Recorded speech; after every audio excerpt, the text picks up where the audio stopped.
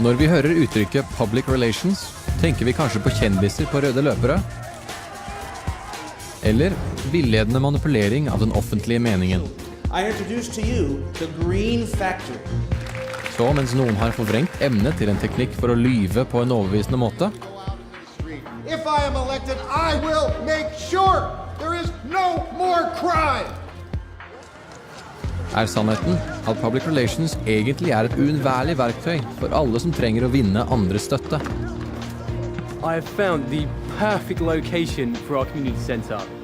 Du har for eksempel kanskje en idé til et prosjekt som vil forbedre nabolaget ditt, Plenty of room for them to play and keep them off the streets.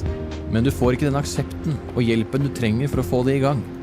Good morning, sir. I'm trying to raise some money for a community centre in the neighbourhood. I was wondering if you would like to help us with this. No thanks. Eller du har kanskje et verdifullt formål, men du får liksom ingen andre til å delta. Go ahead. Walk right by the trash. Pretend it's not even there. Eller kanskje du og din virksomhet er blitt offer for sladder og ondskapsfulle rykter, I heard their pizza is really bad. og du aner ikke hvordan du skal forsvare deg.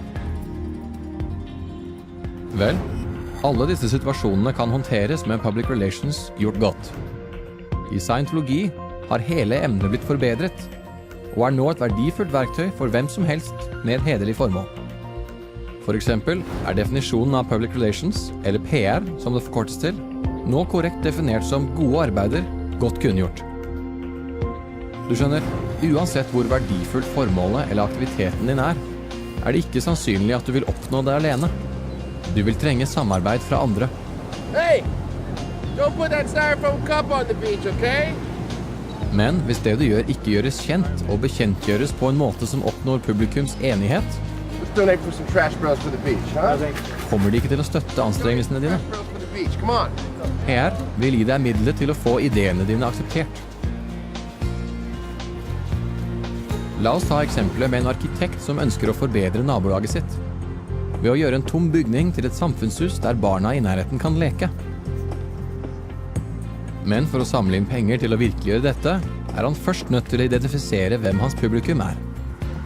Publikum er et PR-uttrykk som betyr en publikumstype. Det finnes for eksempel tenåringspublikummet, legepublikummet, golfspillerpublikummet, og så videre.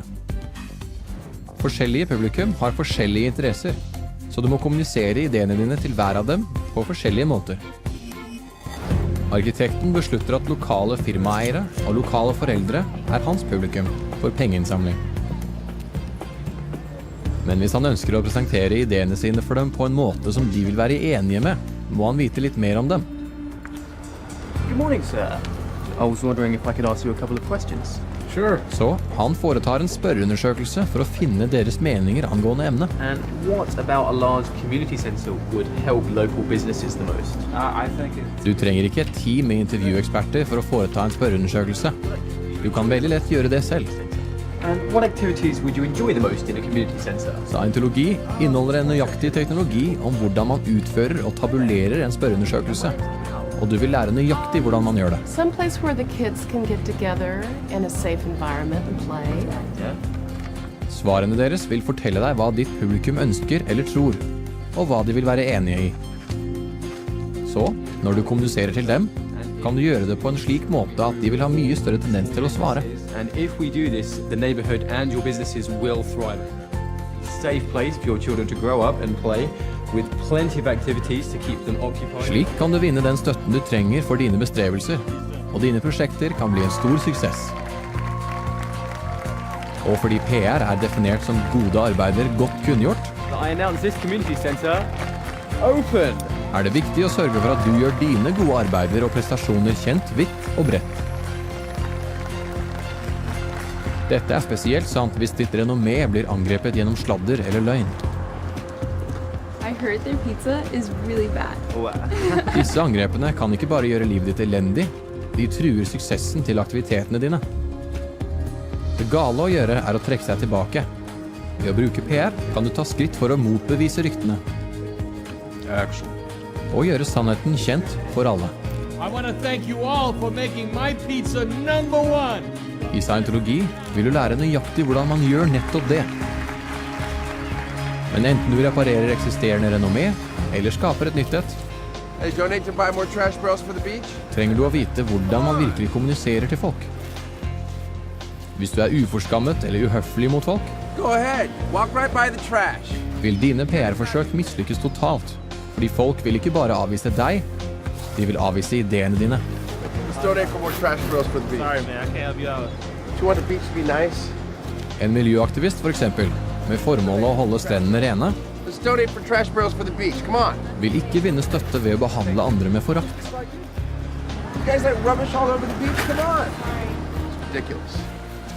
Denne PR-teknologien identifiserer nøyaktig hva gode manerer består av, og avdekker den uvurderlige rollen de spiller i enhver PR-aktivitet. We just started a trash barrel fund for the beach, which is basically designed to help the preservation for the beaches and stop littering. Nice. And I'm selling these Det finnes også en presis formel som en vellykket samtale følger. Og når du forstår den, vil du forbedre din evne til å formidle dine ideer og bli akseptert i en enorm grad. Have a wonderful day. Good luck. I Scientologi vil du lære svært mye om emnet kommunikasjon, Award-winning pizza! og hvordan du kan bruke det til å lykkes med å øke publikums enighet og affinitet for deg og dine ideer. Ethvert formål som virkelig er verdifullt, er verdt å gjøre. Og det er lettest å oppnå det når du har samarbeide og støtte fra andre. Public relations er måten å få det til å skje på. Det er hvordan du gjør dine gode arbeider godt kjent og vel ansett.